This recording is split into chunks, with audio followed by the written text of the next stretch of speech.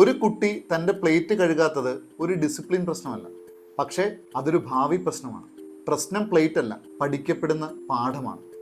ഒരു വ്യക്തി ഒരു സ്ഥലം വൃത്തികേടാക്കുമ്പോൾ മറ്റൊരു വ്യക്തി ശുചീകരിക്കുന്നു. ഓരോ തവണ ഇങ്ങനെ ചെയ്യുമ്പോഴും നമ്മൾ കൊടുക്കുന്ന നിശബ്ദമായ ഒരു മെസ്സേജ് ഉണ്ട്. അത് മറ്റൊന്നുമല്ല, നീ ഉത്തരവാദിത്വം എടുക്കേണ്ട ആവശ്യമില്ല, അത് മറ്റാരെങ്കിലും ചെയ്തോളൂ. ആ പാഠം ആ വ്യക്തിയുടെ മനസ്സിൽ പതിയും. അത് അപകടമാണ്. ഇങ്ങനെയാണ് ഡിപ്പെൻഡൻ്റ് അഡൾട്ട് രൂപപ്പെടുന്നത്. കൂടുതൽ ആവശ്യപ്പെടുന്നവർ, കുറച്ച് മാത്രം സംഭാവന കൊടുക്കുന്നവർ. ഇക്കൂട്ടർ ബഹുമാനവും മനസ്സിലാക്കലും അവസരങ്ങളും ആവശ്യപ്പെട്ടുകൊണ്ടേയിരിക്കും. പക്ഷെ പലപ്പോഴും ഇവർ ഉത്തരവാദിത്തങ്ങൾ മറന്നുപോകും. കഴുകാത്തൊരു പ്ലേറ്റ് ചെറുതായി തോന്നാം, പക്ഷേ അതൊരാൾ ജീവിതത്തെ എങ്ങനെ സമീപിക്കുന്നു എന്നതിൻ്റെ പ്രതിഫലനമാണ്. എപ്പോഴും സേവനം ലഭിച്ച് വളരുന്നവർ എല്ലാവരെയും കുറ്റപ്പെടുത്തിക്കൊണ്ടേയിരിക്കും.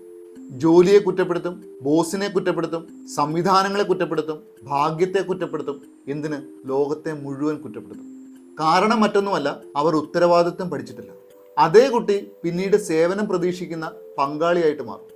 ഇക്കൂട്ടർ പൊതുവെ സ്വീകരിക്കാൻ മാത്രം പഠിച്ചവരാണ്, കൊടുക്കാൻ പഠിച്ചിട്ടില്ല. അതുകൊണ്ട് തന്നെ ഇവരുടെ ബന്ധങ്ങൾ പലപ്പോഴും തകർന്ന് തരിപ്പണമാവും. ആ സമയത്ത് അവർ അതിനെ ന്യായീകരിക്കുന്നത് ദൗർഭാഗ്യമെന്ന് പറഞ്ഞാണ്. അതൊരിക്കലും ഒരു ദൗർഭാഗ്യമല്ല, അത് പരിശീലിക്കാത്ത ഉത്തരവാദിത്വമാണ്. വീട്ടുപണിയിൽ സഹായിക്കുന്നത് ഒരു ശിക്ഷയല്ല. പരിശ്രമത്തെ ബഹുമാനിക്കാനും സ്വയം നിയന്ത്രിക്കാനും ചിട്ടകൾ കൊണ്ടുവരാനും കോമൺ സെൻസ് ഉപയോഗിക്കാനും നന്ദിയുള്ളവരായിരിക്കാനും ഇത് നമ്മളെ പഠിപ്പിക്കുന്നുണ്ട്. ഉത്തരവാദിത്തമുള്ള കുട്ടികളെ വളർത്താൻ ദൃഢത ആവശ്യമാണ്.